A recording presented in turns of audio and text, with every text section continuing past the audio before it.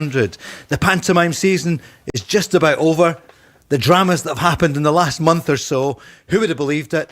Mark, you were at the heart of the story with Martin O'Neill the other day because he came to Glasgow to go to Cosaith. Quite a story when we last saw you early in the week. He's back in, had a couple of press conferences, but last night it looked as though Kyogo would be on his way from Birmingham, but at the moment, we'll hear from Martin O'Neill, looks as though the Japanese striker is thinking otherwise. Yeah, I think Kyogo was on the radar. Certainly Celtic in the market for a number 9, Paul. They badly need one. And I'm just surprised I've not managed to get anything over the line ahead of the game tomorrow against Dundee United. So it looks like they've moved on for Kyogo, but they'll certainly still be chasing one, if not two, number 9s badly needed. Rangers fans heard the news last night, 2 in the way, both young under-21 internationals. Barry, what do you know of the 2 players? I know Chukwani played obviously against Celtic. I think everybody's seen that tackle that he put on Callum McGregor, but he's a real physical presence in the middle of the pitch, which I think's certainly needed in the Scottish game. Romans is a Belgium under-21 international left back. It's an area where I think Rangers need competition, so Rangers have started pretty early. It's 2 good young players coming into the club, and I fully expect, Paul, a couple more over the next week or so. Whereabouts in the pitch do you expect?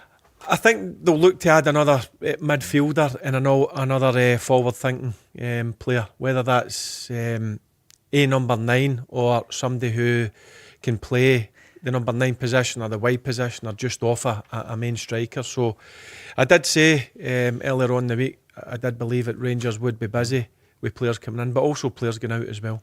Martin O'Neill will be speaking shortly. We'll hear him. So too will the Rangers manager, Danny Rule. Mark, how surprised are you? Rangers have got 2 players in. Celtic have got one, Aroja, before, and that was obviously a Wilfred Nonsi or a Paul Tisdale loan signing last week. Are Celtic fans beginning to get alarmed? They certainly are calling in here, 08 08 17 17 700. Still no movement. Yeah, I mean, I think what's happened, Paul, given the last 2 transfer windows a year ago and in the summer, there's clearly a concern about when Celtic get their business done. And Wilfred Nonsi said want players in early. Martin O'Neill, was appointed on Monday evening. He'd have certainly been wanting a number 9 in the door in time to play tomorrow, certainly to be part of the squad. And it's not happened. So yeah, the Celtic hierarchy, like I said on Tuesday, Paul, if you're a manager, a coach, you can put quality players and players that are within your budget, not unrealistic targets. But then you're powerless. You're powerless. It's up to the hierarchy to go and get it over the line, and that's what the Celtic hierarchy need to do. Barry, some bad news last night. We broke it. Came out. I think Keith Jackson had it first in the record about Conor Barron out for 8 to 10 weeks. So that'll be March probably, and also Dujon Sterling, although he'll be back on probably January 25th. What about Conor Barron? It's a hammer blow, Paul, if I'm being honest with you. I think since he's come into the team and he's stayed in the team, he's been Rangers' best player by a country mile. So that was a sore one. It didn't look anything really in Tuesday night against Aberdeen, but when the news broke last night, and obviously Danny Rowe letting us know that was the case, that he's going to be out for 8 to 12 weeks with a knee ligament injury. Pretty gutted for him because, as I said, he's been excellent over the last couple of months. He's also got a World Cup coming up where he's trying to get himself into that squad, because we obviously know the midfield area for the Scotland team's very, very strong. But yeah, devastated for him because he's a great kid. He works ever so hard, but I don't think he gets the credit he deserves, Conor Barron. No? Yeah, I've said it to many people, when I'm in and around Ibrox. Listen, you know what you're going to get from him. He gives you 100%, but he's a very good football player as well, Conor Barron. And I think over the last couple of months since he's been a main part of the starting 11, he certainly showed that. So, yep, devastated for him. And obviously Dujon Sterling. Sometimes you kind of expect this with a player been out long term. He was out for 8 months. He's come back in and he's performed really well. It's not a serious one. It's only a couple of weeks. But again, I've said when you get these Dujon Sterling fully fit, he is a top defender, and he'll be missed by Rangers over the next couple of weeks. Yeah, it's been a bad week for him, hasn't it? And for the Rangers fans with Conor Barron, he'd have been looking forward, Mark, to come back to his old place, Pittodrie at the weekend. We heard Barry the other night saying about the reception the last time he thought was well over the top. But he revels in that kind of stick. Not the worst elements of it, but he's a real combative young player. Yeah, nothing phases him in terms of that. You know, he would have been a key part of Danny Rowell's team on Sunday, but they need to crack on without him. You know, Diamande needs to step up again. He did well when he came on, obviously against Celtic. Raskin, you know, needs to get back. You know, if he's asked to be that little bit more disciplined, then he has to do it.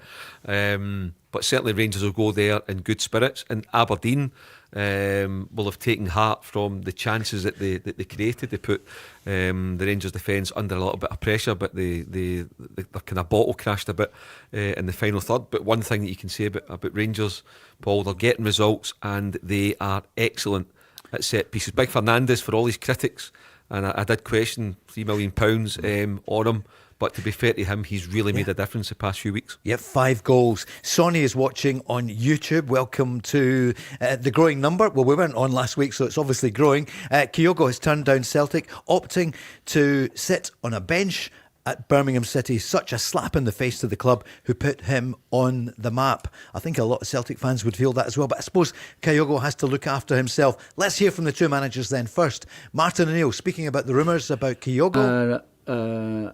I would have said that would probably be unlikely. I think that, it would be unlikely. I think everything's premature. I think that you have to. I think there is a viewpoint that he wants to really prove himself at Birmingham, which is no surprise. Martin O'Neill back for the second time in 2 months. What's it been like in the last couple of days? Well, I suppose I know the players a little bit better than I did a few weeks ago, which is better news because less or fewer surprises anyway in that sense. But it's nice to see them again. You know, a few things have happened since then, but they're in pretty good spirits anyway, or so they seem. We'll find out tomorrow. Certainly will. Style changes. Obviously, so much was made about the Wilfred Nancy way of playing, wanting it 3-5 at the back. I genuinely don't think so. I think that that when I came in a few weeks ago now, there wasn't. You know, I didn't want to really make big changes. One, because I think first of all, it'd been going pretty well for the last number of years anyway. And secondly, yes, of course, you'll tweak a couple of little things that you, as a manager, might feel are beneficial, might not eventually be, but it wasn't. There wasn't a great deal to want to change. And so, if we go back to what I thought, worked okay, all right, everyone to their own, absolutely everyone to their own. Then I thought maybe that's it. But I think now having, what was it? 7 or 8 games experience with the side, I think I have an idea of what might suit them. Might not be right. I wonder who's going to be up front, Mark, or how Celtic will play. He will go back to a back four. Yeah, I think the back four, Paul. Certainly, Trusty and Scales. They were a really good partnership for him. Bearing in mind, I think they get 5 clean sheets out of 6 in the domestic games, or 4 clean sheets out of 6 rather. Tierney, if he's fit, would be at left back, and I think he got a tune out of young Donovan as well at right back. Up front, I would think Maeda would be the number 9. Yang on one wing, and then you take your pick whether he puts Nygren out there or James Forrest maybe. I'm not sure, but I think given they've not signed a number 9, I think they would go with Maeda. The managerial lift, Barry, do you reckon it'll be enough tomorrow? I mean, it's quite a pressure on him, isn't it, to come back and to do it again. He did 7 out of 8, 5 weeks ago. He's back in again. Yeah, there's always pressure at big clubs, but listen, he's got enough experience to handle it. I've said it many a times. He knows the game inside out. He knows what's suited best for this group of Celtic players in terms of what formation. So I would be absolute shocked if he continues to go with a back 3. I think if you look at the personnel, a back 4 suits that Celtic squad, and it'll be interesting to see who goes with up top, whether it's Johnny Kenny, who done actually pretty well under Martin O'Neill, or he puts Maida through the middle. So I don't think they'll have any issues tomorrow, because Martin O'Neill's back. The Celtic fans were obviously all over the place, delusioned with what was going on. But the Martin O'Neill effect, I think, will drive Celtic forward tomorrow. Mark, it has been a bit of a panto season, hasn't it? There's been, I can't remember a season like this, starting off with Rangers, you know, filling the back pages for months. And then Celtic thought, well, we'll take over in December with Wilfred Nancy. Anyway, shall we hear from Danny Rogue speaking about Rangers' 2 new signings, Romans and Giaquani? Yeah, at first I can not confirm yet, because you never know what happens in the next 24 hours. We are in a good way. We are much positive. I think generally we look for also a physical side to bring players in that can give us a physical impact. This is one part. I think Jayden did really well in the last couple of weeks, but if you have an injury there, then it's good to have also the competition on this position. But it means for me as well, this is the next step for Jayden. Take the challenge if you bring a new fullback in. And then I think there's no secret about the 6th position, that we have to strengthen this area. In the last couple of games, especially when we played with 3 midfielders, and if you have an injury, then like in the game now on Tuesday, I put then Tev on the 6th position. I think this is very important to have the minimum one more player. Now with Connor, I think they changed a little bit also our situation as well. We observe the market, what we can do, but what I want to have different profiles. I think you need on the one side ball winner.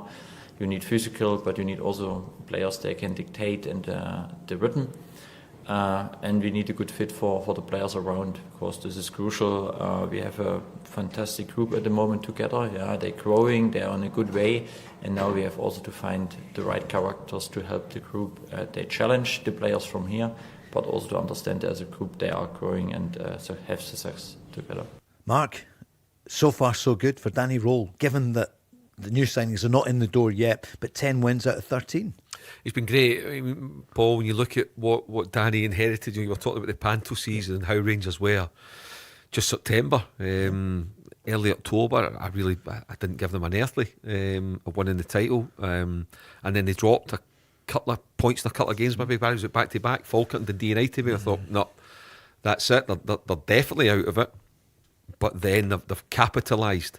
And that's nothing against them, but they've capitalised on Hearts dropping points with 3 or 4 draws, and also the calamity that was Wilfred Nancy. So Rangers have just kept in there, they've kept their heads down, and making that recovery on Saturday afternoon against Celtic Park, and following up with 3 good points at home to Aberdeen. Danny Rowe's got them going, and he will be absolutely delighted, and so will the Rangers supporters, that they'll get reinforcements in the door. They're spending, they've given the manager a kitty. He's in charge of it as well, Paul, with Kevin Tell away. I know there's a recruitment team round about him, and Stig Bordenby's in a consultancy basis. But the Rangers fans will be very, very heartened that Andrew Kavanagh clearly, and everyone at Rangers, sees the title is there for the taking, and they're going all out to get it. Barry, you said it 10 minutes ago, new signings are imminent, and the manager said it half an hour ago. Hopefully, yes. But of course, then it's a big decision. Maybe the new signings, they didn't train so much with the group. You have to make sure they are ready, give them also the right opportunity to show what they can do, and this is then the basic decision for me in the next 24 hours when they arrived. Some loans maybe, Barry, maybe some more signings. Yeah, well, the 2 players that he's mentioned there, Giaquani and Romans, they're obviously bought players. I think it's a combined total of about £7 million. I don't know exactly how much is in the kitty, but I did say before the window opened, Paul, that one thing that Andrew and the board will try and do is back the manager, because a couple of months ago they never looked like they were going to be in a title race. Now they are, and this is the time to go and strengthen, and you've got to give credit to the Rangers hierarchy. That's what they've done. They're allowing them to bring 2 players in at this moment in time, and I'm sure there'll be another 2 or 3 at least come in over the next week or so. Brian's watching on YouTube, which you can do. He's asking, guys, what do you think about Dan Neil of Sunderland? Do you rate him? Do you think he'd be good for Rangers? Yeah, I know quite a bit about him. Right. 23. He's not played much this season because you obviously know when you get into Premier League the spending power you've got, and I think Sunderland went and spent well over £100 million. So he's found himself out the team. I think 170 odd games he's played, so that's good experience, and he's at a club where he's sampled a bit of pressure because Sunderland were under pressure to get out of League One and into Championship, and then when they get into the Championship, they're a Premier League club, Sunderland, so he's dealt with these situations. So I think he'd be a really good fit. He's a good football player. He doesn't mind putting his foot in as well, so I think he's a good profile for Rangers to come up here, and I'm sure he'll understand what Rangers is all about. All right, Brian, we'll look out for that one. Let's go on the lines. First caller tonight on 0808 17 17 700. Dave from Thurso. Hi, Dave. Good evening. Evening, Paul. Evening, guys. How are we doing today? Yeah, we're good. Are you iced in? Are you snowed in Thurso? We're not snowed in now, but we were snowed in until yesterday. So, what about Celtic? What you feel? First of all, Martin O'Neill's back. Your reaction? Yeah, superb. If we might offer him a job, we might not take it, but get him upstairs as director of football with a bare minimum. Yeah, I'm not sure that would be the role for him in the future. I see chairman's been mentioned or whatever, because to be the director of football, I mean, Martin O'Neill, amazing energy, 73, he said the other night, I'm 112 at my next birthday. No, 74. But see, to be director of football, do you not think they need to have somebody in the future who will be for the long term? But Martin O'Neill in there just now is the right choice. What are you feeling about the signings or the lack of them? Well, I think there's a lack of them because obviously Wilfred went, very recently, so they were probably singing a different song sheet then. But yeah, I mean, he said Sean Maloney was doing some work in the background. I'm sure it's quite a lot of work. I'd love to see Keogh go back, even if it's just for 6 months, because even if we get a few goals out of him, there'll be a difference between drawing or losing matches and winning them, Mark, do you believe he would score, Kyogo? There's a great debate about it, but surely he had 34 goals, 2.5 years ago? He was your player of the year when you were president of the Scottish Football Writers. Mark, when he scored goals, I think Dave makes a great point. Yeah, I mean, look, the way I assess it, Paul, everybody says January's a difficult window, and I accept it is a difficult window, but it's not an impossible window. Sure. So how I would size it up just now, tomorrow is the beginning of 18 cup finals for Celtic. Sunday for 17 for Rangers. But Celtic need to start winning games, get back into rhythm. Is Kyogo better than what they've got in the building? In my opinion, he is. So if you have a chance to bring him back for 5 months to the end of May, I think you do it. I think it's a no-brainer. Now, it appears to be it's not going to happen anymore. It might be that something could be revisited again before the end of the window. There's still 21 days, 22 days to go. But as long as it's an improvement in what you've got, and the thing about Kyogo would be, he knows the club, his family know Glasgow, he's got Japanese players that can help him, and I think he'll be hungry because he's hardly kicked a ball in a year. So for me, it makes sense. But at the moment, it's not going to happen. So you park it to one side. Who's next? Who are you working on to bring in the door? Because, like we said, Paul, if Celtic do not get a number 9 in, sooner rather than later, and bearing in mind they're going to Tynecastle and they're going to Falkirk, 2 really tough away games, then Pittodrie at the start of February, Celtic will not win the league, absolutely will not win the league, unless Martin O'Neill is backed and they get at least one number 9 in the door. Barry Kyogo, you always liked him. He did some damage to your old team, to Rangers. And if he'd played I know it's ifs, buts and maybes, but last Sunday, some of the chances you would imagine that Kyogo would have netted. Well, he was certainly a star man the last time he was here. It's worked since he's went to France, and certainly he's went down to my old club Birmingham, and I'm very surprised that it's not worked out at Birmingham. I thought that would have been a right good club for him. 1 goal, that's all he's scored. He's not starting any games. But if I'm Celtic, I would try and revisit that. I would try and get somebody who knows the club already. He knows the demands of Celtic, so I'm not surprised that Martin O'Neill's interested, but you hear Martin O'Neill doing his presser there that it's unlikely that it's going to happen. So Mark's spot on. you can't wait about. You have to move straight on to the next target. Dave, here's Martin speaking. Martin O'Neill speaking about how important this window will be for his club and for him. I think you're right. I think it'll be crucial. I think it's really important for us as well to get some people in to supplement the squad. I keep saying that, and I'm hoping that we'll be able to do it, because I think that the other two clubs you're talking about will see this as an opportunity to bolster their squads. And what they do is entirely up to them. But we will need to do something. Barry, Willie's on. Celtic fans saying, why would you want to be at St Andrews when you could be back at Celtic Park? It's 30,000 versus 60,000. He'll get the same money. Has he been to St Andrews? Well, that's a good point. I don't know if Willie's been. I'll tell you there. what, I know it's only 30 or 31,000, but it's a brilliant stadium to play in, brilliant atmosphere. No, they're great fans. Sure. And do you know what? If Kyogo's want to stay there, I understand, because as I said to you, it's a brilliant place to play football. That even if you're struggling, which Kyogo has struggled this year, they'll still get right behind him when he comes on the park, because I always watch out for Birmingham. If they're on the TV, I always tune in. And he does, listen, he comes off the bench and you can see that he's given everything he's got. Did you jump up when he scored then? Were you off the sofa? Kyogo! Listen, he's in my opinion, he was a top player when he was here at Celtic. And listen, he's a man that has to make a decision. Does he want to stay there or does he want to come back up to Celtic, where I would imagine that he's guaranteed to play? He's not guaranteed to play at Birmingham. Dave, the Bluffers have gone over the Christmas period, and also just before that at Rangers and at Celtic. Down to the action this weekend. What's going to happen? Celtic Dundee United. What's your prediction? I think we'll win it. I'll go conservative 2-1 or 3-1. Okay, and Aberdeen Rangers. Hopefully the weather will be okay.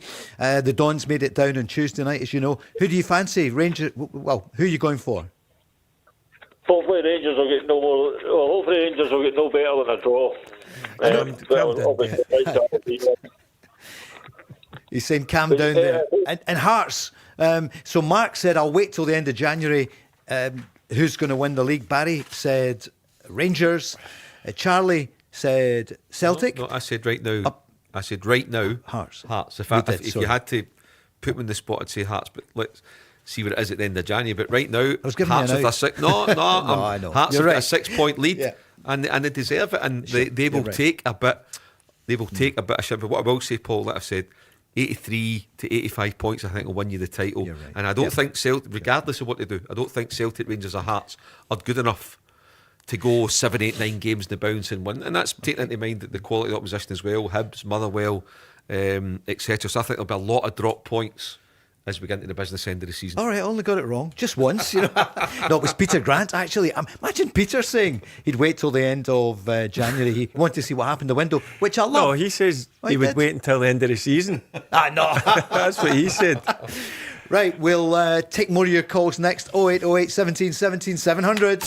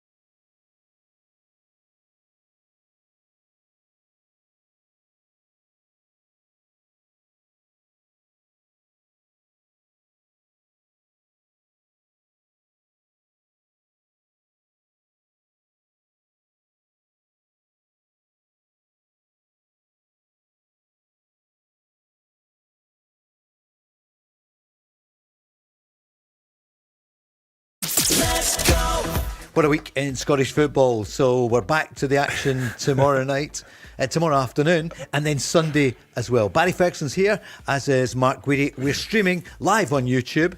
Type in "This is Go Radio" in the search bar to watch us live from our brand new studios. No expense spared. Mark, what would you say? Yeah, looking really nice, lovely backdrops, nice and jazzy. Aye. What do you know about TV studios? You and I are the face for radio. And of course, we're on the Go Radio Football Show live, wherever you get your podcast, and on DAB. Yeah, it's looking the part. Yeah. And do you know what I'm feeling? I'm feeling I'm sitting beside a couple of Martin O'Neill's assistants with the green that? on. You get the Celtic tracksuits on. Honestly, you wear blue maybe 3 nights a week. You wear one green, and he's off and running. So I'm looking at the colour. I've got you the jam tarts. You've got Hearts on. Yeah, I had that one on Wednesday. Yeah, Hearts. Do you think they're going to go all the way? I think it's going to get right down to the wire with the three of them. I really do. What do you think? Give us a call, 08 08 17 17 700. A lot of messages coming in. Barry, do you think Lyle Cameron will get his chance now that Conor Barron is out? This is coming from Stephen. He's watching on YouTube. You worked with him last year. Do you think he's got what it takes to make it at Rangers? No, I didn't. He came in. No, he came in. Yeah, he came in the summer. Yeah, that's right. It was the pre-contract, wasn't it? I've seen plenty of Lyle Cameron, and listen, he's fantastic talent. It's just no quite worked out. I know he's had a couple of injuries, which hasn't helped. Rangers are in the market for a couple of midfielders, so that tells me that maybe Rangers are thinking down another route in terms of Lyle Cameron. I think it's better that he'll go out and maybe play a few games, Paul, then come back for pre-season in the summer. But there's no doubt that he's got the qualities, as I said, because I watched Dundee, and you can go on about Luke McCown, you can go on about Lyle Cameron and Josh Mulligan. Yeah. They were the three kind of standouts, the three younger ones. And when Rangers made the decision to sign Lyle Cameron, I had no issues with that, because I thought he would have done really well, but obviously suffered, as I mentioned, a couple of injuries which has no helped, and obviously they're in the market for a couple of midfielders, which I think it'll put them back in the pecking order. So I think you'll see Lyle Cameron maybe going out and loan to get a bit of football. Finlay Curtis must feel disappointed that he hasn't had much game time. Yeah, similar. Look, again, Finlay Curtis has got very good attributes, no doubt about it. I worked with him. One thing I will say is I loved his attitude. Just that he's got an attitude that he just wants to get better and better. But again, I think something might similarly happen to Finlay. I think they might look to send Finlay out and get a bit of football. Then they come back in the summer. They'll take a break, and then they come back in pre-season, trying to force their way into that squad. Danny Rowe was asked today, is there going to be another striker coming in? Yeah, I think for me it's not just about the 9. I think generally we have to increase our goals, and I think this is an important what we can find on the market. We are looking on some other positions as well, but let's do the first job with the first 2 players, and then let's see what we can do next. But I can give you the guarantee that we work also on different positions. Mark, a week ago you'd be saying surely they're going to have to bring in another striker, but after the Celtic game, maybe not. Well, I mean, Chamiti, I thought his 2 goals were brilliant. I have to be honest. The first goal, a real number 9, a real poacher. Read it well, got across the defender to get to the front post, and a lovely little ding.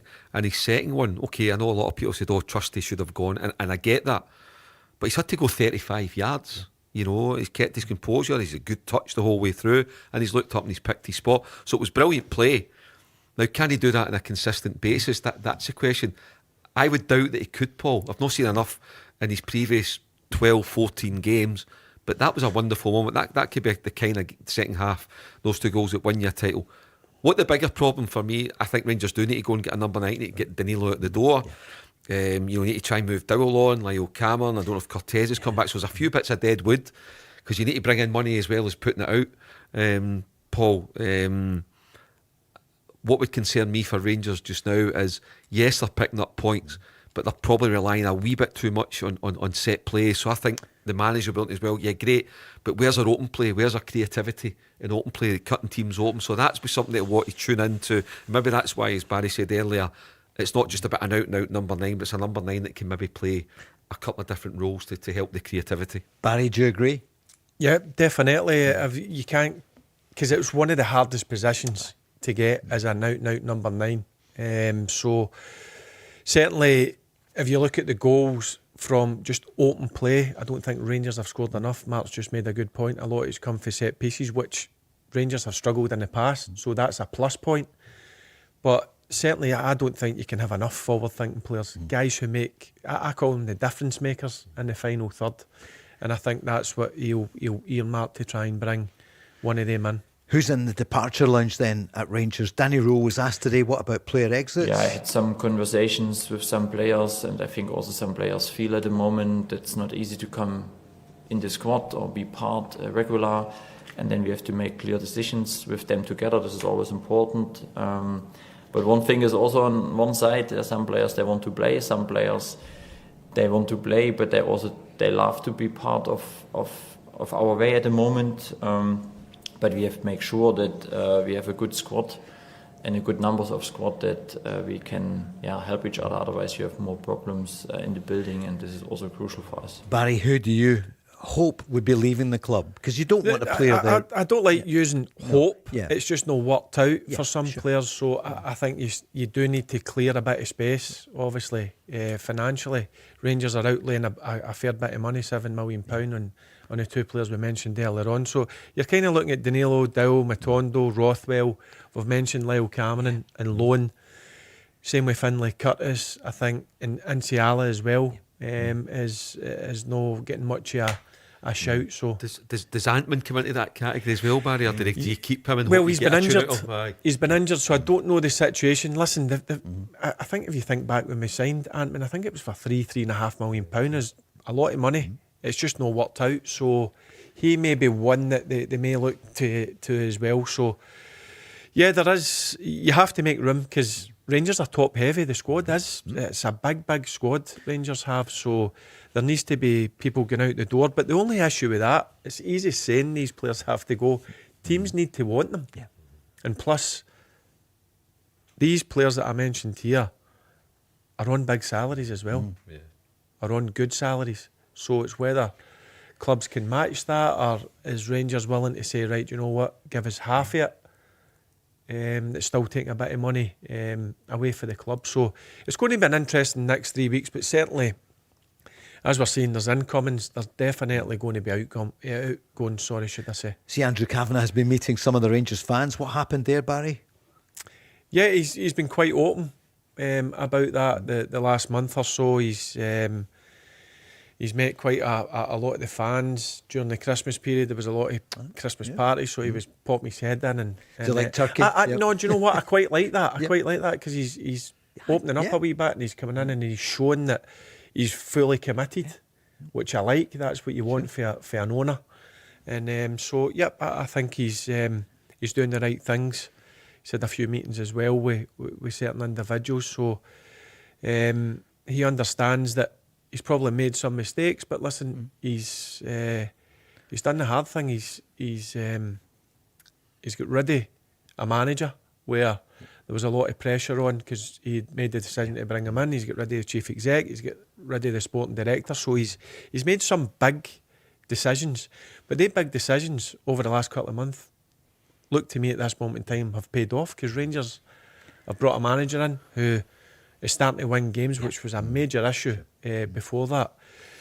But I like the manager, the chairman. He's very hands-on. You've met him? Yep, met him a few times. He's very hands-on, and what he's wanting to do is he's wanting to get a real togetherness round about the full club. Now, I think if you get that, if you get a total buy-in for the fans, then I believe you're halfway there to being a successful football club.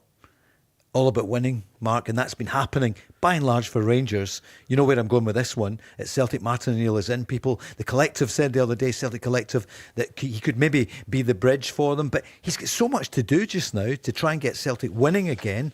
Martin O'Neill has got so much on his plate. Do you think he can help? I wonder what Celtic are thinking behind the scenes now to get that bridge with the fans. Well, first and foremost, Martin O'Neill's there to win games of football, and he's in there to try and help, as he says, supplement and improve the squad between now and January the 31st. That's all his focus. I know he mentioned the other day with unity, and I think what he meant immediately, please get behind the team on Saturday. You know, however many turn up, if it's a full house again, 58, 60,000, get behind the team, park your problems with the hierarchy at the door, and from 3 o'clock to 5 o'clock, please give the 11 that's on the pitch your full support. It will give the team a better chance of winning. Longer term, yes, he can have an impact. I've no doubt about that. But it's not really his place to do it. That's down to Brian Wilson, the new chairman, interim chairman. It's down to Michael Nicholson. It's down to Dermot Desmond. Those are the guys that are in control. Martin O'Neill can't call a meeting with the Celtic collective for the Green Brigade and try and... That's not his job. And that's not what he's there for. He's not got the time to do that. So I think in an ideal world, what Martin O'Neill would like, and Sean Maloney and Mark Thorningham and Callum McGregor and the players, is for the hierarchy to take control of that situation and try and find a bridge, try and take steps towards each other, the collective, the fans, the hierarchy. It won't be sorted overnight, Paul, for me. It's a long, long way off. However, I think the Celtic hierarchy need to start taking steps towards making that happen for the good of the football club. They've got 18 cup finals starting tomorrow. If they want to retain the title, they need the fans on board. Because it's not lost on you and others. In the sort of PR battle, there's Andrew Cavan, a multi-millionaire in town, dining with some Rangers fans. And at Celtic, the directors have had such a tough time. A lot of it, some of it brought on themselves, some of it's been over the top. And you've got the billionaire major shareholder. He's the biggest shareholder who, and his son at the AGM, it just hasn't been a good look. And Celtic need to build a bridge. But I completely agree. It's not for Martin O'Neill. He can be a unifying factor. And if he gets the wins, but there's a comparison between the two at the moment. The tables have turned, haven't they? Completely. It's changed. See, the thing, you need a connection with the supporters. Yeah. That has to be the case at any football club. But if you've got a real good connection where it goes for the fans, to the team, to the management, to the hierarchy, then I honestly believe that you've got a chance of being successful. Now, fair play to Andrew and the board. This is what they're trying to do. And I think the Rangers fans are understanding that. They're looking and thinking, right, this is we like this. This is the way it should be, because it's not been that way for a long time. So you've got to give him credit where credit's due. That's what he's trying. And hopefully over the course of the coming months, you'll hopefully see that filter onto the pitch. Now, we're seeing that just now with Rangers winning games. But I'm a big believer in, if you have everybody moving in the same direction or pointing in the same direction, then you've got a better chance of being successful. And of course, they burned a lot of money, a lot of dollars went in the summer on players that they get nothing from. And he admitted he got it wrong at the beginning. He listened to the wrong people. He's took ownership. Yeah. That's what I like. Yeah, sure. It's easy to go and hide away. Yeah. He's took ownership, but then he's made some big decisions the last 3 months. He's changed the manager. He's changed, as everybody knows, the chief exec. He's changed the sporting director. They're moving in a different direction. And at this moment in time, it seems to be there's a bit of calm about the place, which there's no been in the past. It all comes down to winning and who's going to win the league. Is it going to be Hearts? Is it going to be Rangers? Is it going to be Celtic? Mark, who can believe that's the way the title race looks as we go into the second week of January? Yeah, I mean, Paul, I think for many years we've thought, we'll have a title race, we'll have this, we'll have that. And Celtic have always gone, the 4 ones that they've won has been fairly comfortable. The year before that, Rangers were very comfortable in their victory under Steven Gerrard. Yeah. So we've been desperate for a title race, and we've got one just now.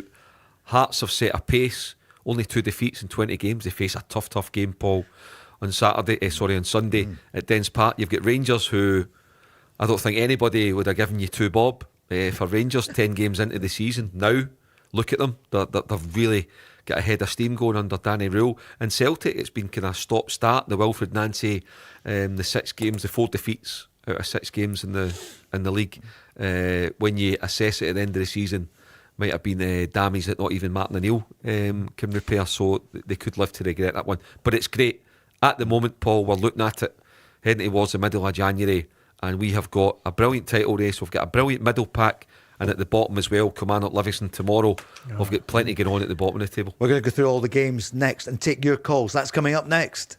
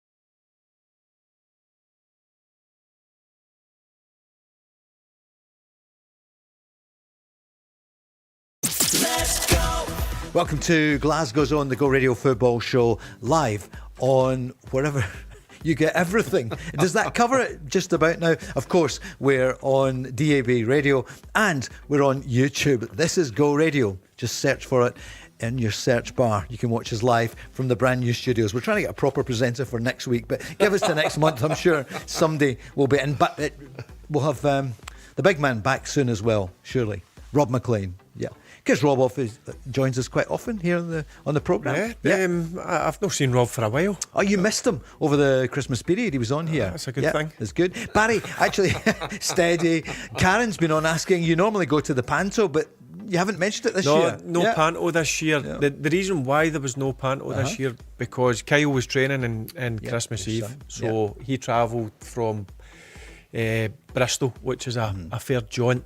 So he never got up to late in Christmas Eve. So Okay. we left that one out, right. unfortunately. Do we expect that excuse? Because Stephen is on, of course. Is it because Grado left us that you didn't want to go to the Panto? Oh, no, it's not. Mark, you missed. I don't know where I'm going with this one. Any chance of a football question? There's loads coming in, Mark. You had a good Christmas period? Yeah, you lovely. did? It was lovely, Yeah. thank you. Yeah. Campbell's on here saying, guys enjoying it and enjoying it on YouTube as well. So more and more outlets for us. There's a question that came in just before the news, and it's from Stevie on YouTube saying, Barry, could you answer this? Why does no Scottish team play one touch and go football? They don't play touch and go. Why do they all have to take too many touches of the ball before they pass? That comes down to the manager and what style he wants to play. Some managers, I know what he's talking about in terms of touch and pass, movement, but managers have got certain ways of playing. When I watch Scottish football, I don't think it gets enough credit. I mean, You always say that, yeah. I don't think it does. I think people look down on it a wee bit. I think there's a lot of good players up here, and a prime example of that is Motherwell. Yeah. I could watch Motherwell all day long, and people will go on about how good a football team they are, and they play out for the back. Well, I actually watched them at Ibrox, and they did that. But also, when they were getting closed down, they're not scared to go long as well. So it's not all about playing pretty football, but I get it. I like the one-touch movement, but that really comes down to the manager's style and what way he wants to approach the game. Did you see Henrik Larsson was interviewed? Was it Jimmy Carragher? Do you know what? I was watching it. Good. I For those who watched it. didn't see it, have a look online. And he was asked about, about Scottish football. And Do you know what? People, it cracks me up, if I'm being honest with you. People, so many people look down at it. How many good players are very good players have we seen coming from the English game or big leagues abroad, and they've struggled because they come in and they think it's going to be a stroll in the park. It's not like that here. This is a tough place to play. Certainly when you get away from home, where teams really make it tough for you. And if you're mentally no right or up for the challenge, well, you're going to struggle in the Scottish game. Mark, what do you think about the Scottish game compared with the English game and the way it's perceived down south? I think this year, Paul, just what I've been speaking about, we've got a really good title race, so there's a positive. You look at the emergence of Motherwell under Askew, it's been a fairy tale if you're a Motherwell fan, and credit to him and his squad. You look at Hibs Falkirk coming up, sitting in the top six just now, St Mirren winning a trophy, so there we go. However, I'd have to say I'll defend Scottish football all day long, but right now, Paul, the standard of Rangers and Celtic, I think, is bang average, absolutely bang average. You look at the first Old Firm game of the season. I know it was two different managers, but you look at that. You look at their performances. Celtic finally apart under Martin O'Neill, but you look at Rangers. I don't know. I can't even remember if Rangers have got a point in the board now in Europe.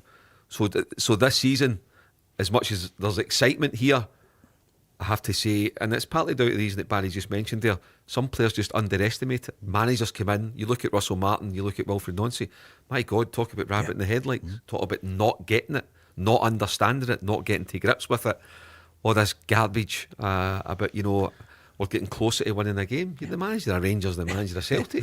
You're here to win games and win titles. I can see good moments, but you're losing. Give me peace. So, from that point of view, I I don't want to run our game down, but I have to be honest. The standard just now of our top two clubs in terms of what they're producing, I think it's well below what we've been used to in previous seasons. What frustrates me as well, as like a manager or a coach, you have to be flexible. I think. I know you've got a manager, have got philosophies and what way they want to play the game, and do you know what? Great, I love it. But see if it's not working, you need to try it. You need to change that. You need to come up with different ideas. And I mean, the latest one's been Wilfred Nancy. No doubt he's a very good coach. I've no doubt about it. But when you go and play a system and you can clearly see that it's not working, you have to change that. You have to come up with solutions. I go back to the Old Firm game on Saturday. Celtic, in my opinion, at half time, if Celtic were 2 or 3 up, I would have no excuses. Yeah. Fair play to Danny Rowe, he's got 10 minutes. He completely changes it, goes to a back four, flat three in the midfield, narrows in the 2 wide guys. Celtic struggle against that, and Celtic continue to play the same way, which I'm looking at it and thinking, he's got to change here. Our Rangers are going to run out comfortable winners. And in the end, that was the case. And he brought on the sub who nobody had seen, Mark, and he put their best player on the day. It's not even about bringing subs on, Paul. It's about maybe changing no bringing subs on or making changes, changing the system in game. But he put Yang in the other side, and then he disappeared. Charlie Mulgrew said they'd have been better staying on, Mark, at half-time, stay on the pitch, that old way you did. He was kind of tongue-in-cheek, but I know what he meant. He said, just don't let him go in there. Danny Rowe out-thought him. Yeah, and that was clear, for sure. In terms of the way that he identified that, and I was quite surprised that Danny didn't change it in-game in the first half, because they were really straight, certainly in Rangers' left side. Celtic earmarked that in the first half. With Yang obviously gets his goal. Johnny Kenny was making runs in behind Fernandez. They were really struggling. Manager comes in, flat back four, flat midfield three, goes and changes it. Celtic didn't have the answers. But that's been all about fans putting in loads of money at Celtic and Rangers, and owners putting a lot of money in as well, and then not getting a return from the bluffers. And Barry, you went all the way to a European final 2008. Rangers went to a European final 2022. But at the moment, the standard, and Celtic have been the standard bearer in Scotland for years, but it has plummeted. Yeah, and see the teams you speak about and the managers that I played under, they made the game of football very simple. Very simple. I honestly believe now it's made so complicated with so many people. And why do they do that, do you think? I don't know. I don't know. Martin O'Neill was asked today, will the players benefit from some consistency now? Martin O'Neill's back until at least the end of the season. Well, if you call that stability, that's really, really good. I have no doubt that I think you're right. I do think it does affect players. You know, for instance, you know, whatever you say about my particular way of going about things and Brendan's, it wouldn't be exactly the same. And Wolford's would be different to mine, and players are having to adjust, and they're having to adjust quickly. And the problem here is that you don't get that time. You obviously don't get the time because you have to try and win football matches. So that's I do actually, not that I should ever feel sorry for players, but I actually don't. But it does take a bit of adjusting. Barry? Wait till you see the Celtic play. It'll be a different Celtic team tomorrow. Because do you know what Martin O'Neill's going to do He's this week. Whether it was I don't know, was he in the Tuesday training them or coaching them? I don't know. The Thursday and the Friday, it'll be really simple. This is the way we're going to go about it. And players will not be baffled or going on the pitch thinking, where do I need to go? They'll know their roles and their responsibilities. And it'll be a different Celtic team tomorrow against Dundee United. Mark? Yeah, I'm expecting Celtic to win the game tomorrow, but bigger picture, Paul, that I'll say, and I'll repeat it. It's great for Celtic having Martin O'Neill back. Absolutely. If it was me, I would have, with the greatest respect, I'd have sacked Wilfred Nancy after the Dundee United game at Tannadice, not just for the performance, but for his after-match interview, which was just miles off it. Anyway, but Martin O'Neill and Celtic need help. No point in bringing Martin O'Neill back if you're not going to give him extra quality in the squad. And I'll repeat it, Paul, the current Celtic squad will not, absolutely will not win the title.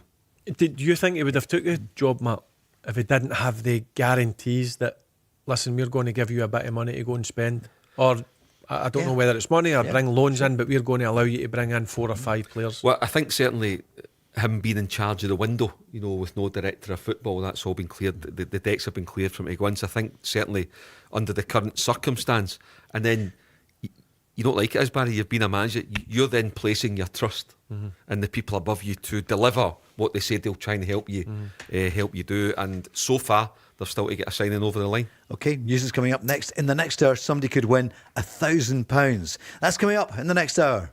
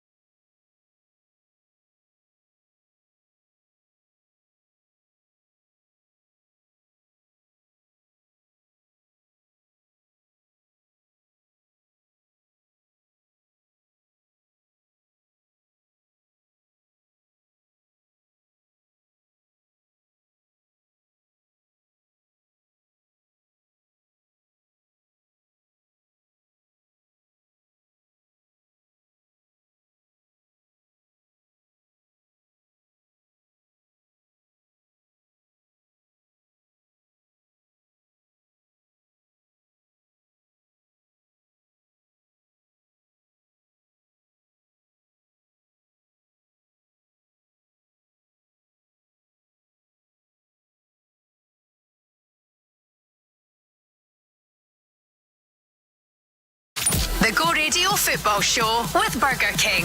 Call 0808 17 17 700. Let's go. Hour 2, I see they've changed it a little bit at the end of the Go Radio News. It's I'm Louise Hanna. Normally it's Joe Maguire on Go Radio, so they've changed it there. We've changed it here. We're the same on the radio every night. We're also on YouTube.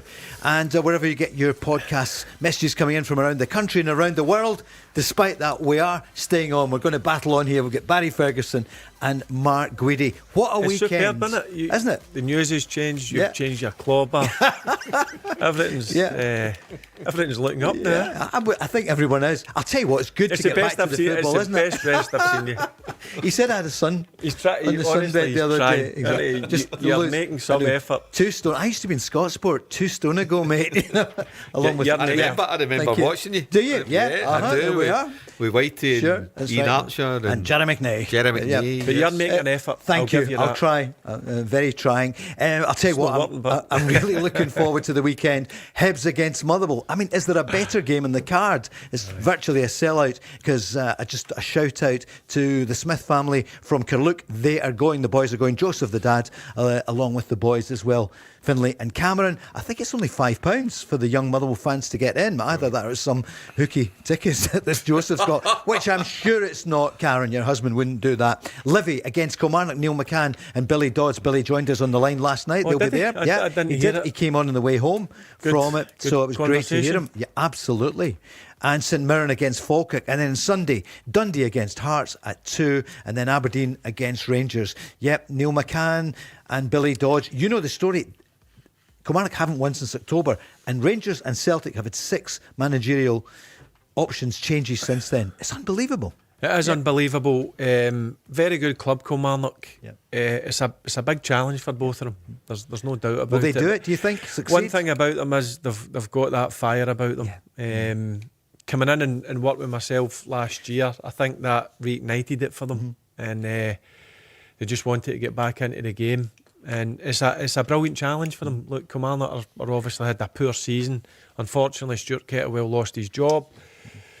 And then that's obviously giving Neil and Billy the chance to get in at Kilmarnock. But listen, I hope they do well. And I'm more than positive that they'll go off to a good start on Saturday against Livingston. Mark? Yeah, I mean, it's a big... I want to see Kilmarnock stay up. I really like Kilmarnock as a football club. Really good people there. And Livingston, 1 win out of 20. Yeah. I think David Martindale needs to win tomorrow. They really do. And Paul, just to highlight as well, as much as I had a go at the standard of Celtic and Rangers 15 minutes ago, I just want to highlight what really good coaches and managers that we've got operating just now. So Derek, top of the table with Hearts, which is great. Askew at Motherwell has been fantastic. David Gray kicking on again. John McGlynn just getting up. Falkirk in the top 6. Stephen Presley at Dundee. I thought Dundee would be isolated, to be honest. So credit to him, 22 points on the board. Stephen Robinson winning a cup with St Mirren. So I've got a lot of good stories, a lot of good coaches, and that's why we're saying, as much as Celtic and Rangers the standard, but the other teams have improved, I think, as well, and you need to give them credit for making it more difficult to beat them. You're not mentioning Jim Goodwin, who listens to the show, and of course, Jim knows. I know you are. I know. Jim knows what I think of. David Martindale never misses it as well. But I mean, I think Scott Arfield joining them. I was surprised to see him leave Falkirk. I know he's not started a lot of games. I think Scotty's 37 now. But listen, still a bit of football in his legs. It's good to always listen. You can't buy experience, so he'll be a good signing for Livingston. Ready for some more calls? Next up on the Go Radio Football Show with Burger King, it's Michael from Liverpool. Hi, Michael. Good evening. Good evening, Paul. Those were the days, Jerry McNee and all that. Jerry McNee, yes. And I used to, the voice you wear of glasses, football. Don't you? What's that? Do you still wear glasses? I believe so. I've got them on at the moment. We're on YouTube. No, I'm not watching. He's on YouTube. You're on the radio, which is I'm just on the different pair of specs. Good evening, Mark. Good evening, Barry. How you doing, Michael? Hey, Michael. Not too bad, guys.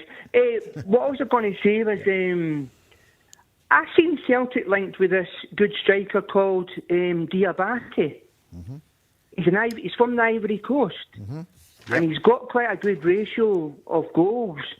Something like 19 goals in 30-odd games or something like that. But Yes. and then I seen them. They were linked with a guy called Schillick from Hajduk Split, Okay. central midfielder. So Jocelyn Tabby has been mentioned for a few days. There's a possibility of a £2 million transfer. I think, as Mark said earlier on, because of the changing of the guards on Monday after the departure of Wilfred Nancy, maybe that is part of it. They've got to run it past Martin O'Neill. Are they the right players for him? But, as a Celtic fan, you must be desperate to see the right players to come in. What did you feel about Kyogo? It doesn't look as though he's going to come. I was, but the thing is, Paul, mate, right? I just think he wanted away the first time. He didn't do nothing at Rennes, right? He didn't get treated very well in France, I don't think. But also at Birmingham, like Barry, I like to watch Birmingham to see how he's doing himself. But I just think I want to see the right players coming in, guys. I don't want players coming in who are injured. I know that Tabby's injured, but apparently he's very, very raw. And I don't really want to see guys like... I like Callum Wilson, good in their day, good striker. I would like to see Celtic maybe sign Josh Milligan and Kieran Bibby. Yeah. Right. Two good names, two good Scots. Mark, what do you think? Any chance of that? That's what I'm saying. Yeah? I quite like Devlin for Hearts. Okay. I like him because he reminds me of Scott Brown and all that. But there's no way Hearts are going to sell to Celtic. No at the moment, chance. or Rangers.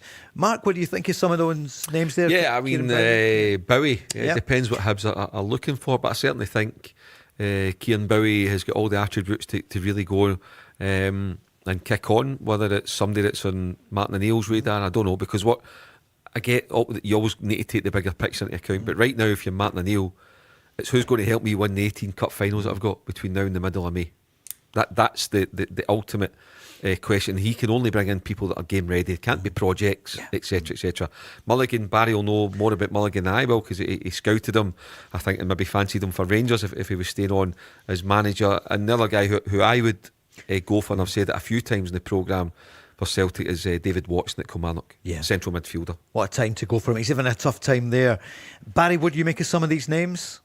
In terms of the Hibs players, I think, I think of Josh Milligan. I think he should have been at Rangers, no doubt in my mind about that. He's proven this first half of the season for Hibs that he's a very good player. And Kieran Bowie, I agree with Matt, I think he's got all the attributes to be a top striker. I think that would be a work in progress in terms of, I think, what Martin O'Neill will want for Celtic now is guys who have been there and done it and have got that experience. But I've said it many a times, I think, talking from a Rangers point of view, I think we've missed out on so many young players that have moved on to different clubs. I think they're good enough. I firmly believe it, and I firmly believe in our league at this moment in time there is a group of players that could easily play with Rangers or Celtic. How do you feel when you see Lawrence Shankland, top scorer, Hearts top of the table? How do I feel? I'm not surprised. You're going to sign him. I'm not surprised at all. He's got everything you would want in a centre forward. And people go back to last season. He had a tough last 6 months of the season, but you've got to remember he was run out of contract. There was loads of speculation, and then this season, obviously, Derek's got him to, or convinced him to sign a 3-year contract. And look at the performances he's producing for Hearts. It's not just good performances. He's doing the hardest thing in the game, and that's scoring goals. He's a player that I've always rated highly, even in his younger days. I think when he went away to Belgium, he didn't have a good time. He's come back, and I think he's grew into having everything you would want in a centre forward. He can hold the ball up. He's physically strong. He's a really good footballer. And I'll go back to what I said a minute ago. He does the hardest game and the hardest thing in football, and that's put the ball in the back of the net. Mark, if you could rewrite the summer, shouldn't Celtic have gone in and got the top striker, international striker, Lawrence Shankland?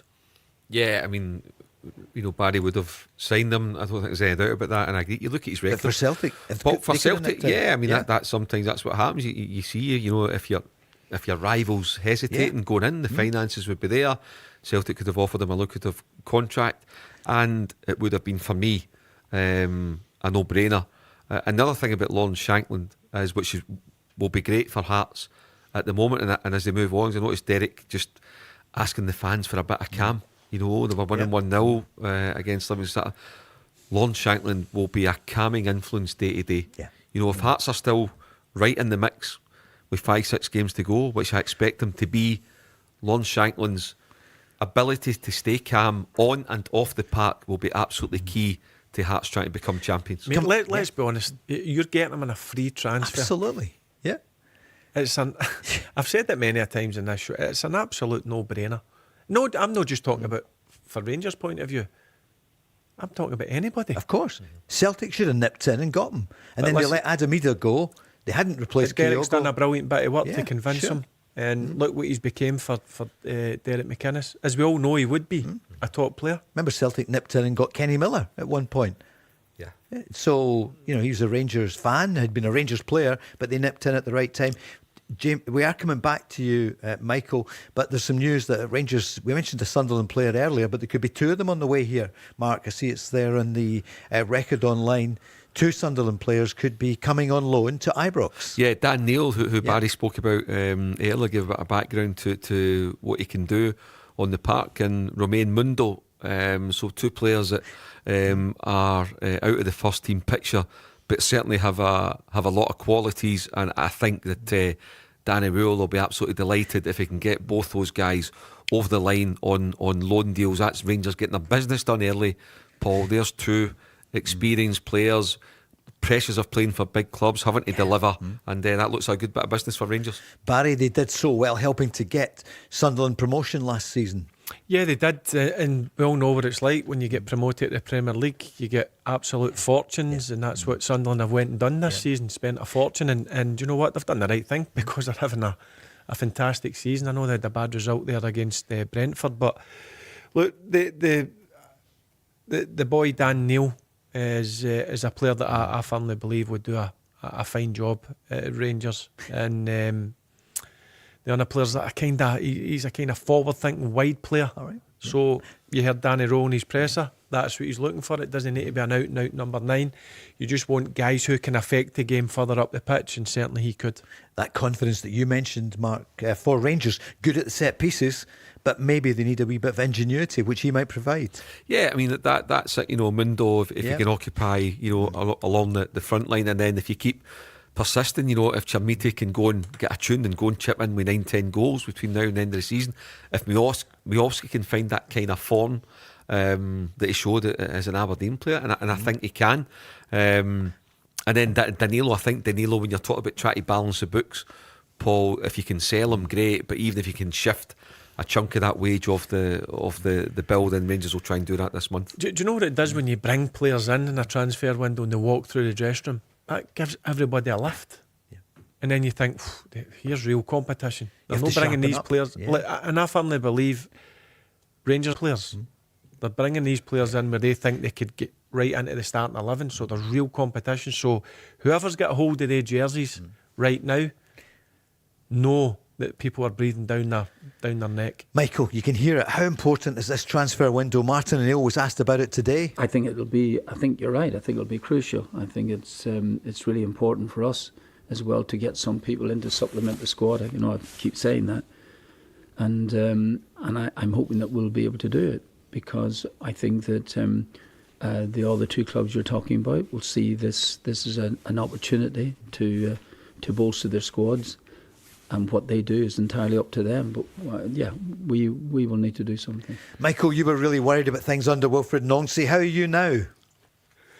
I'm still worried because I still think the board are lackadaisical like they've always been, Paul, mate. I know I keep going on about them, but to me, look what Rangers rectified their problems, right? And look what Rangers are doing now. And I think either Hearts or Rangers will win the league, by the way, right? Really? You don't think it's going to be Celtic, no? No. Okay. Because I think if this board, right, carry on the way they're doing, they're never before anything, right? Rangers are doing brilliant. It's like we were talking about. You were talking about Sunderland there. Sunderland are playing magic, right? And the only reason Sunderland got beat is because they're missing 8 of their players in the AFCON, right, guys? And for me, Paul, mate, I just think And unless we get shot of this board, it's never going to change. Rangers did the magic thing of getting Kavanagh in and getting rid of Thelwell and all that, right? Right, so Celtic got rid of Nonce, got rid of Tisdale, right? He should never have been appointed in the first place. Well, that was with it. his background, right? They made such a mess. Now, the board are not going to go, but there is a point to what you're saying. They need to, in the same way that Andrew Kavanagh has built a bridge with the Rangers fans, look, it's underpinned by wins. You're absolutely right. But Celtic have got work to do. And I hope they realise that, Mark, because Martin O'Neill can't do everything. And there's a bigger job to be done. You hear Michael, passionate Celtic fan. He comes up from the Merseyside area often to watch Celtic, but he feels he's been shortchanged. I think, okay, if Paul will try and break this down. Yep. If you're Martin O'Neill, what are you there to do? Are you there to try and win the league? Or are you there to build bridges with Celtic support? You're there to try and win the league. His focus is on getting a winning team on the park and trying to get bodies or identifying players for the hierarchy to sign. If you're the Celtic hierarchy, what is your goal? What can you affect most? Well, obviously you need to go and make the signs. You can't play on a Saturday, you know they're training. But what can you do? You can try and build bridges with the supporters, starting immediately, but it'll take a number of meetings, I think. Yeah. But what's your starting point? What is a key objective that can get done in the first meeting? So if you're the Celtic fans and you're the Celtic hierarchy, give with that. Let's take one step that we can agree on and tick off where there's a bit of friction at the moment. And then you've ticked one off, what's the next one? And it'll take a few meetings. Might take a year, might take 2 years, Paul. But that's, in my opinion, part of the hierarchy's job. And the Celtic collective needs to say, do you know what? We can be better at this, that, and the next thing. So there needs to be a coming together. There needs to be hands held up and apologies made on both sides, and then try and come together. But if you're Martin O'Neill, you would be wanting the hierarchy and the fans to meet, because, like you said, and Barry said, if you can get everybody pulling together in the same direction, it gives you a much better chance of being successful. Nygren's been speaking today on that, saying, hey, do the players, he was asked, do you take some responsibility collectively for the collapse in December? Yeah, but I still think as players that we didn't implement the stuff he wanted good enough, you know. So I don't think you can only blame one person. In the end of the day, it's the players on the field, and we need to take responsibility for that. But like I said, now the focus is to try to come back as fast as possible and to start winning games. He's done his bit. Benji Nygren, of course, top scorer for Celtic. He was asked about the arrival again of Martin O'Neill. No, but obviously Martin has been here before and knows the club so well, and knows the standards here, and is a massive legend in the club. Has good relationship with the fans, with the club, so he knows how it is to be here and what everyone demands of the club. I think so. We've had him before, not long ago. So I think as players we just try to get into it as fast as possible, and it's been looking good in training with a good intensity and stuff like that. So I feel good. Yeah, and as Nygren said there, not long ago, and what I've added in, and not for long enough. Yeah. That was a key mistake that could come back to haunt Celtic come the middle of May. But Nygren, Martin O'Neill certainly likes him. You could see that in the wee video that they filmed in his farewell game at Dundee, or what everybody thought would be his farewell game, and they said, Bjorn Borg is my hero, ABBA are great, Henrik Larsson's magnificent, and you can be my number 4. Sweet soul, let's see what Nygren can do tomorrow. Michael, before you go, on that clip, which is on everywhere really, about Henrik Larsson being interviewed by, it was Jimmy Carragher, who else was on it? Gary Neville, Roy Keane and Ian Wright. Yeah. So he was asked, was Ronaldo the best player you ever played with? And he said, what a player. He said, but it was actually Lubo Moravcik. And you'll remember him with great affection. Oh, he was magic. Yeah. If we could get a guy like him, Paul, mate, that's the type of midfielder that I absolutely adore, is Lubo Moravcik. Yeah. Magic, by the way, mate. Yeah. And do you know what I like to see as well when I'm looking at the Celtic websites and that, right? What I've seen about Nonce is he was away from the players on the training pitch, right? Where there's Martin and Fozzie and all that are all like laughing and joking. That's how you should be with your players, bringing a togetherness and giving the guys confidence as well. And what I noticed about Wilfried Nonce as well is He used to sit right in the dugout, But he's but gone then now. he used to stand Yeah. alone. And he Sure. didn't really interact with his backroom staff, but But all look, right. you can't So- listen, Michael. You can't blame him. The guy was offered it. It's the bluffers that offered it. And Paul Tisdale's Exactly, gone. Paul, So spot I on. wouldn't want it. The guy came here. His family came into town. It was you couldn't help but feel sorry for him. But Michael, thank you for your call. Or was it Ronaldinho that he said on it? Because of course at Barcelona, and of course his time at Man United probably wasn't Ronaldo, was it? But no, when did it they would go have to been. Man U? About was it 07? Something like 08, that, wouldn't something it be? I can't remember. But my goodness, Barry, Henrik Larsson, did you twitch a wee bit there when he was mentioned? No, he was all right, wasn't he? He says the same about you. Listen, you had some battles, didn't you? No, listen, he was. When you come up against Celtic, he was the one. Sorry, I should say that you had to stop. He was a different level. I tell you, when I was with Martin O'Neill on Monday, we were going to the wee gig that he'd promised to honour. The wee gig, everyone saw it worldwide. Well, we've got Go on in the car, Yes. and you're on, and the admiration that he had for you as a player, you know, he wanted to sign you for Aston Villa, and he loved hearing the fact that you said when he left, "Oh, I'm delighted that Martin's away. I'm delighted that he's left." I was. and now I'm worried that he's back. He loved hearing Listen, that. he knows the game. He's a lot of people going about his age. He's 73. Listen, he's still got the energy. You could see that. You could see that the previous time he was in charge for 5 or 6 weeks, and then when they decided to bring Wilfred Nancy in as a Rangers man, I was delighted. If I'm Celtic, I'm keeping Martin O'Neill right to the end of the season. I'm trying to make sure that you keep him in, because you've seen the difference in a short period of time he made to Celtic. Because Celtic were struggling, let's be honest, before Brendan left. Were Celtic great to watch? No, they weren't. And I'm sure all Celtic supporters will agree with that. But what he did was he got the team together. You could see there was a real togetherness with them in that short period of time, and they never gave in. And the prime example is St Mirren away. Last kick of the ball. I think Dundee at home, they weren't great. I think his final game at Celtic Park, 1-0. They weren't great. You find a way to win. That's what top managers do. So when he come back, I wasn't too happy. I'll be honest. I love that story that you had it on, and in the car. I spoke to him after. It was fantastic. Frankie has been on saying, what about Lubomir Moravcik? How good was he to play against? And he was, 32 when he came to Celtic? I'll be honest, and I guess yours will be the same. I didn't know anything about him. Nothing about him. I think he came from the French league. Was it? He came from Duisburg in Germany. Oh, but he played in France as well, didn't he? The Dr. Joe. You brought him in. Joe. So never knew anything about him. But listen, you could technically he was frightening. I take you back. We played a game against him at Ibrox, and the corner for the right hand side. So he went and he whips it in with his right foot, and I think it was Big Oz that knocked out for an hour corner. It was the opposite end. Then he went and took the corner at the opposite end with his opposite foot.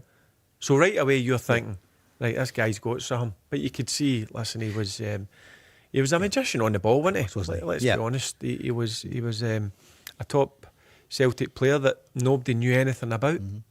Who was the best player you ever played alongside Barry, would you say? Best player ever. You're putting me on the spot here. The best connection I had with somebody was probably Ronald de Boer. I had a brilliant connection with Ronald de Boer. Such a clever footballer, brilliant brain. Couldn't get about the pitch as much as he would probably like because he carried a knee injury. But I just felt he brought my game on a bit. It's just the positions. He made my game a bit easier because the positions he took up, and we had a good connection. He just played further forward, 10 yards further forward than me. And he was a top player. I loved he had the arrogance about him. And it was a good arrogance. He knew he was good. And I like that. Great for you. You as were a brilliant young player. together in 02, 03 when you won the treble. The two years were sensational together. That was a good season, and just to play alongside somebody who'd played. He played in an Ajax team that was crazy. I mean, you had like Kluivert, you had Kluivert, you had David, you had Seedorf, you had Ronald, you had Frank de Boer, you could Overmars, you could go on and on and on. Then went to Barcelona, And then we signed him off the back of John Hartson failing a medical. Of course. They were there on the same day, weren't they? Aye, that's right. Yeah. I think they were waving at each other. That's right. Big John said to him, I'll be back down shortly. I'm just getting the medical. I'll be back in 20 minutes. And then look what happened Never- there. Like John yeah. went on to become a brilliant Celtic player. But Ronald De Boer, I've got to be honest with you, he was something else in his day. He'd done things with football that you'd be like, wow. There you are, Frankie. The Go Radio Football Show. We're back in a moment.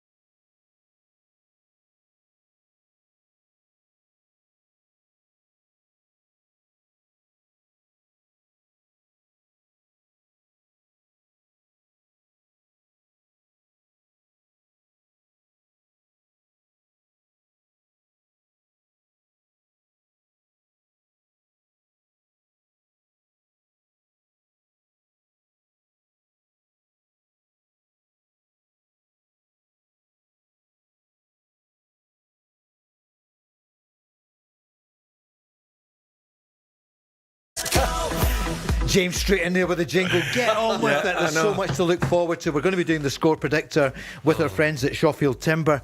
You could win £1,000 tonight. And all you have to do is get it right with Celtic Dundee United, Hibs Motherwell, Livy Kilmarnock, St Mirren Falkirk, and then Sunday's games, Dundee Hearts, Aberdeen Rangers. Not the actual score lines, just win, lose, or draw. So before that, what about the Championship tonight? Mark, we've got a great game. Ross County now under new manager in the Dugout against Partick Thistle. Yeah, Stuart Kettlewell back up. Obviously knows Roy McGregor well, Stevie Ferguson, the chief exec. So to be honest, it looks like a good fit to go and try and get him out of trouble. John Robertson's still there helping them, up against Mark Wilson and Alec Ray, who, Paul, considering their budget, what they had to do get in the summer, they've worked wonders. They've been absolutely terrific. They've used the loan market well.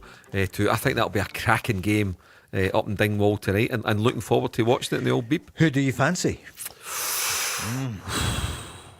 I'm tempted to go for the old Desmond. Right, 2-2. Okay, going for 2-2. Barry, who do you reckon? I'm going to go Partick Thistle. Go for the Jags. Yes. Continuing to chase They've St had a right Johnstone. good season, Partick Thistle. Mark Wilson, along with Alec Ray, they'll be obviously looking to hold on to him. If it continues like this, any vacancies in the Premiership later in the season or next season, Mark Wilson's name must be coming into the frame. Yeah, I think it will be, and with Alec alongside him, Alec's got a name down south. He's got contacts down south as well. I would expect Mark, if he takes Partick Thistle up, even if it's through the playoffs, obviously he would stay for Hull, but I think Mark, greatest respect to Thistle, crack at a bigger club. Right, so we'll look out for that. What about Queen's Park, St Johnstone, Barry? Do you think the Saints will win? Yeah, at the I City? think St Johnstone are too strong. Yep. Mark? Yes, pitch inspection there tomorrow, Paul. So keep an eye out on that one. Pitch inspection there tomorrow morning. Thank you, Joe Kildale. Keep us up to date on Go Radio in the morning. Ayr against Airdrie, Barry. That's a really good game at Somerset. It is, but Ayr United being at home, I'll go with Ayr United for a home win. Mark? Yeah, I'll go for Ayr United by a couple of goals. Morton against Dunfermline, Mark? Yeah, I think possibly another pitch inspection there, Paul. Okay. Billy Davis against Neil Lennon. Normal teammate, get the job, Ian Murray. Oh, is Ian Murray in? Sorry. Brilliant, well done. Thanks for that, Barry. New manager in the door. No, I'm going to go for Dunfermline 2-1. Yep. I'm going to go a draw on that one if it's on. Ian Murray, good capture for them, isn't it? Because he did so well at Wraith Rovers. Yeah, I thought he'd done a real good job at Wraith Rovers, but obviously something happened in the background. We don't know. Obviously left the club, so he's been out. He's been out a job for a while, but it's a good club. Yep. Green up Morton, like going down there to play. Always like to go to Capello, old-fashioned ground. So, good job. Good to see him back in the game. Yeah, at the Ton. Wraith Rovers are Arbroath, Barry. Who do you fancy? What do you think? I tell you what, Arbroath have had a brilliant. I know. Unbelievable. Yeah. Unbelievable. I think it'll be a close one, but I'll go Wraith Rovers just to nick it.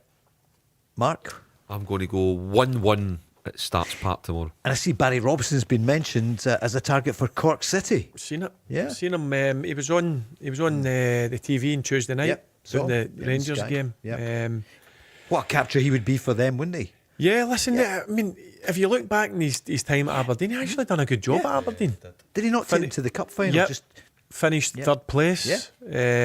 Obviously, lost his job, get the job at Wraith Rovers, didn't quite work out. So, seen him. Cork City are interested in him. I'm sure he'll fancy that. He'll have a chat with him and see where that goes. Mark, the second city there, isn't it? In the south of Ireland. Great city. I was over there recently. But they're in the second division, in the second tier. Yeah, I mean, that's a good opportunity for Barry to go in. And if Cork can pull that off, I think it's a great name for them. And also you can go with your Cork City season ticket, get the private jet back and forward every home game. Never been there, but if Barry Robson, you've got the colours on anyway, so you'll be getting reported to the Scottish Government. We do enjoy a laugh on the Go Radio Football Show because let's face it, the football knowledge for me is scant, but I think we've got some of the best in their price range every night here between 5 and 7 o'clock. The score predictor is coming up soon. Let's hear a bit more from the managers, Rangers and Celtic. Danny Rule, speaking about a number of things, including the injuries to Dujon Sterling and Conor Barron. And what about the importance? Clearly it's important, but what's he thinking at the moment about this window where he's got 2 players virtually in, £7 million, and 2 on loan from Sunderland on the way? Yeah, I think we said this before, that we are really looking for the window. But so far we took a lot of points without new signings. I think this is also important because I see how much our players growing at the moment, how much self-confidence they have, how much things they're doing right. But you have to be hungry, and you have to be ambitious also on the market. And this is the fantastic way at the moment. I think on the top with Andrew, he's really convinced. I have with Greta, Stick, and then 3 people around me. They help me in the daily business to prepare these things. And I'm very positive that we can do good things this window. But undoubtedly, yesterday, the news about Conor Barron could be out for, well, he will be out for 8, maybe up to 12 games. Yeah, I think it's not just the player Conor. I think also the relationship with Nico was very special. When you look on the pitch, that was really fluid. They helped each other on the pitch. Then in the last 2 games, you saw as well Dio. These 3 midfielders were very strong. They dictate the rhythm. They won a lot of balls, and this is what we of course miss. But it's time then for maybe other players to step in and take the responsibility.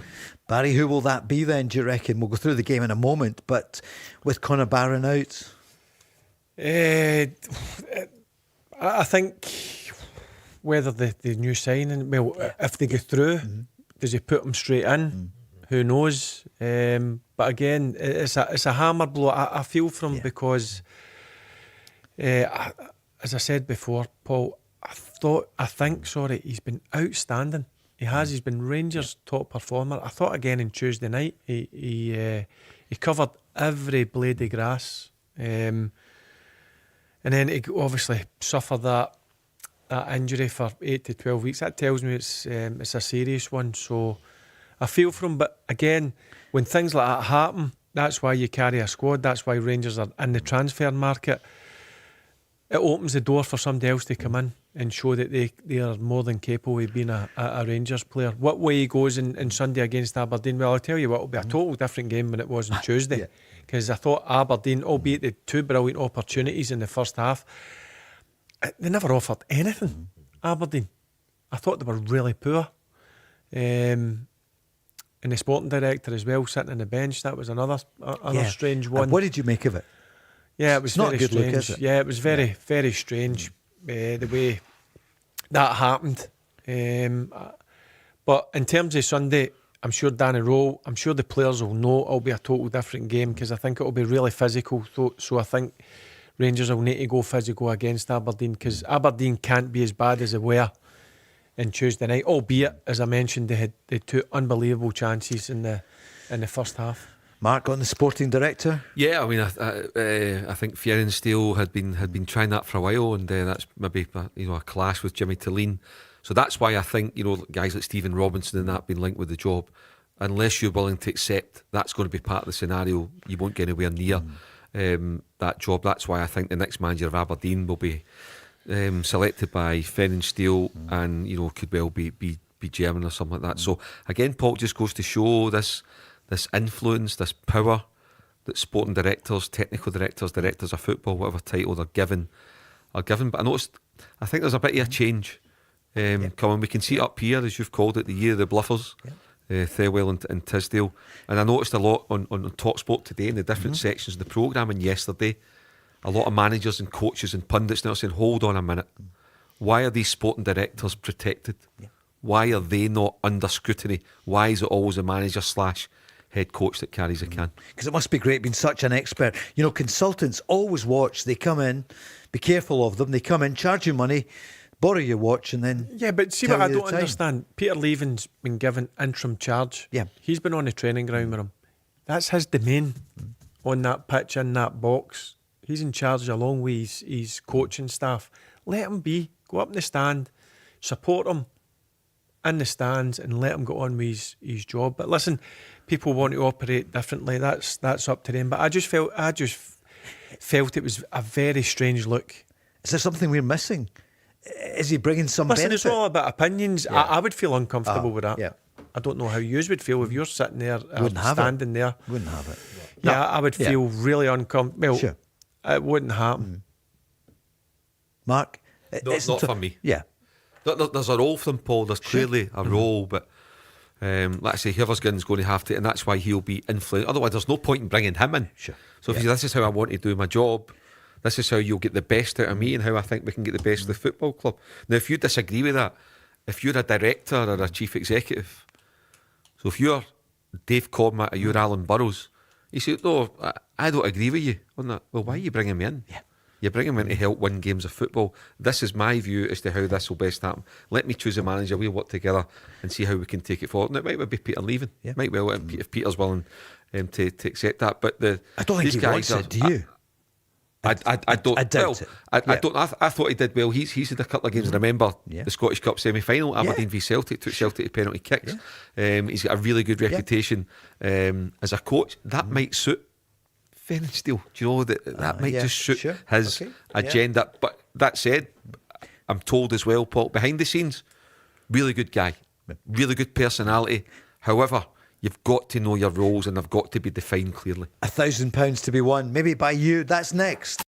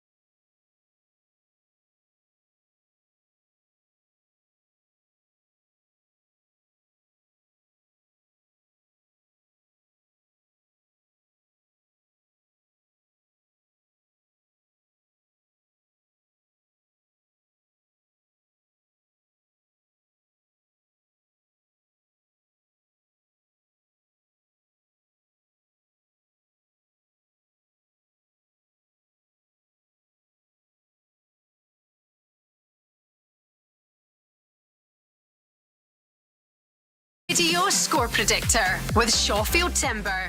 With decades of experience, they are Glasgow's specialist timber merchant.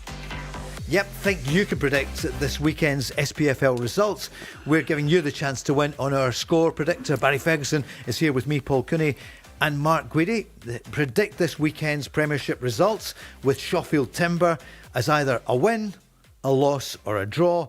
Get them all right and you'll walk away with £1,000 on this show on Monday night. Brilliant. I think we're back on Monday night. Yep.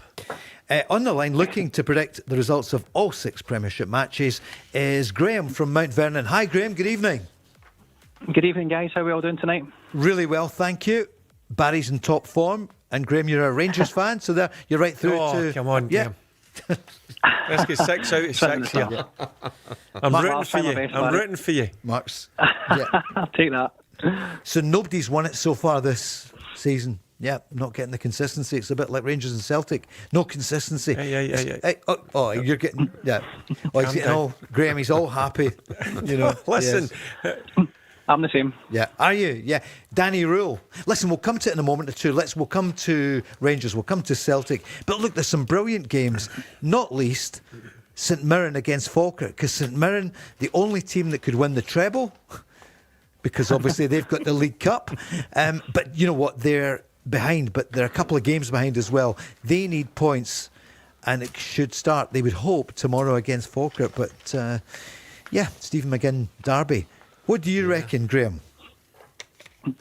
I fancy John McGlynn to continue on his excellent form this season. It'll be an away victory for Falkirk. He is phenomenal, isn't he? I think at the start of the season, nobody would have been saying Falkirk. Top 6, Barry. He's done a superb job, and the bulk of the squad came from League One as well, Paul. So it's amazing. It just shows you he's given them the opportunity, and they've grabbed it, the squad of players, with both hands. Yeah. So who's going to win? Who do you fancy? Barry, Graham's going for Falkirk. What do you think? Yeah, I fancy Falkirk. I know it's a tough place to go, but I just think the way that the seasons went for Falkirk and what John McGlynn is all about. Look, St Mirren have done brilliant this year in terms of winning the League Cup. But yeah, I'm going to go with Graham. I think Falkirk. Archie, I can hear groaning, a big St Mirren fan. What do you reckon, Mark? St Mirren, Paul, only 4 wins out of 19 league games yet. As you say, they've won the Cup. They need to get themselves out of there. I'm going to go for a draw. A draw. And of course, Mark, a former St Mirren goalkeeper. He loves that, doesn't he? I know. He loves I'm it. only jealous. Right, so you go for the draw. Right, it's a Friday. Next one's taking a note of this. Remember, with Sheffield Timber, we've got £1,000 to give away if you get them all right. What about Livy against Kilmarnock? So Neil McCann, as you know, in there, and Billy Dodds, 2 your favourites, I would imagine. What do you feel, Graham? I think obviously Kilmarnock changed their manager, Neil McCann, Barry's old assistant, coming in. I think it's a bit too early for him to kind of put his stamp on the team. I think Livingston under Martindale, they've been unfortunate in a few games of late. I think this could just be the day that they secure a home victory. So I'm going for Livingston. Mark, what do you feel? Paul, look at that table. I know. 41 games between them, 3 wins. Kilmarnock 2 wins out of 21. Livingston, I don't think Livingston have they won since August. Kilmarnock, I think the same. So October. So I'm really tempted to go with a new manager bounce. I think out of the candidates, it was ideal. Neil McCann and Billy Dodds. I'm going to go a draw. A draw.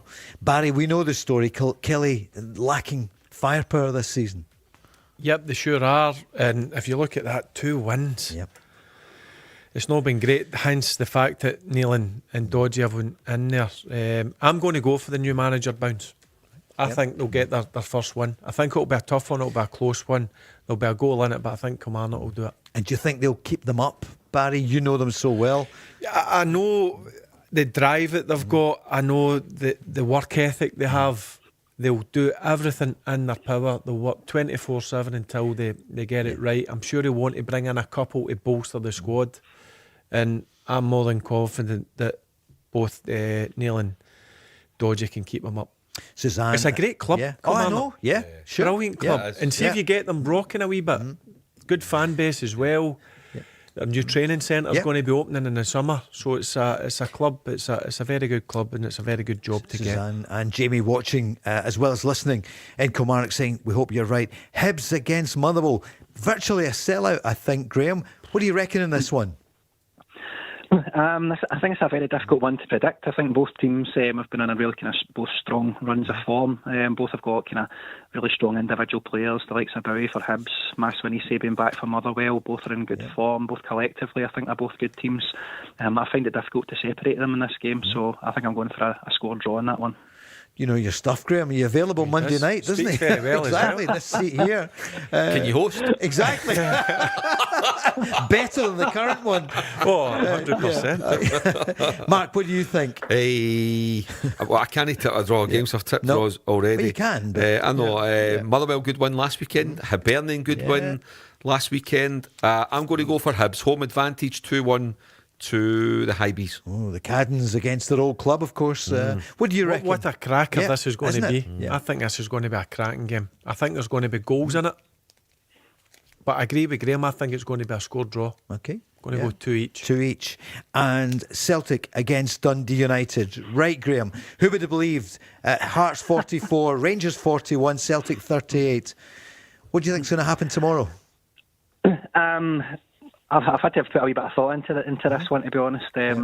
I think obviously the home side on a really poor run of form across all competitions. Last meeting between the sides was obviously a win for Dundee United. I do think the plucky home side might manage to do a wee bit better this weekend, potentially might snatch a draw, so I'm going for a draw in that one. The plucky home time side, is that the champions you mean? The defending champions, Celtic? yeah. No, always try and be fair, Barry, as you know. Calm down. Always try and be fair. No, Graham, what do you do? Because you're speaking really well. What do you do? I work in insurance. Insurance, okay, yeah. Yep. Speak to you after 7 then. Take some insurance out. And Barry here. Barry, what do you reckon? That is going to be some game. 60,000. Similar to what I said about Kilmarnock, new manager bounce. He knows the game. Yep. I think Celtic will come out winners. Scoreline, what do you reckon? What's your feeling? I'm going to go 2-0 Celtic. Okay. Mark? Celtic to get a win. Tight game. Dundee United do well on the road. Paul played really well at Ibrox recently as well, and obviously beat Celtic, as Graham mentioned. Celtic 1-0. Martin O'Neill was asked today about the past few days. How's it been? Well, I suppose I know the players a little bit better than I did a few weeks ago, which is better news because fewer surprises anyway in that sense. But it's nice to see them again. A few things have happened since then. But sure have. And he was asked, has it been a crisis of confidence with the players? I don't think so. No, I just think that they'll just have to go for it now. The season has been narrowed down now to 18 games, so it's everything to play for. So hopefully they're ready for it. So if Celtic do win, they go level with Rangers, ahead of Rangers playing. Before that, Dundee Hearts. Graham, who do you fancy? Again, I think it might be a tight match. Obviously, Stephen Pressley came up against his former side. The pressure starting to kind of turn up a little bit, I think, on Hearts now with my own club. But I do think Hearts will have enough to get over the line on the day, so I'm going for an away victory in that game. Mark, what do you reckon? Dundee, I think, will sit deep. Their game plan, it's up to Hearts if they can break them down, and Dundee will counter.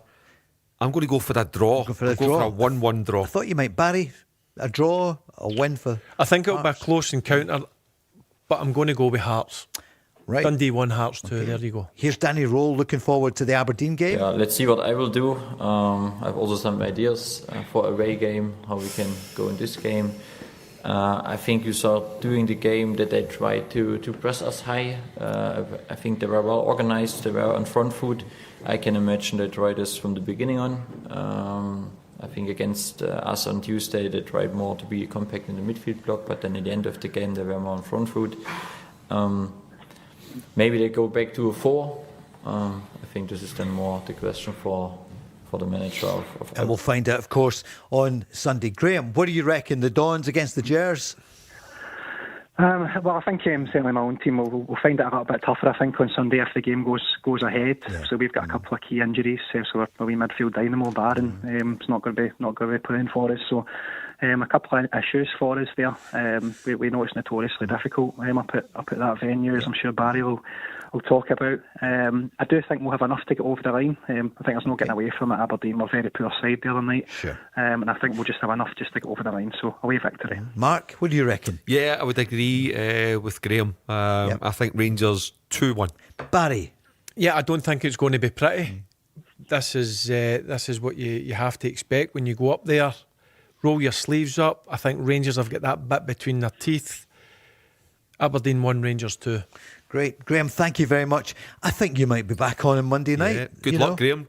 Good Said luck. pretty I am good available. predictions. You're available. I meant for your predictions. We'll give you. You're not getting this shit. I need it. Wedding cake. Graham, thanks so much. Great to talk to you. Maybe speak to you on Monday night. Thank you. Cheers, Graham. Cheers. Cheers, Graham. Thanks, Barry. Mark. Thanks, Paul. Back again on Barry. Monday. Thanks to everyone who tuned in on the radio and on YouTube this week. Have a brilliant weekend.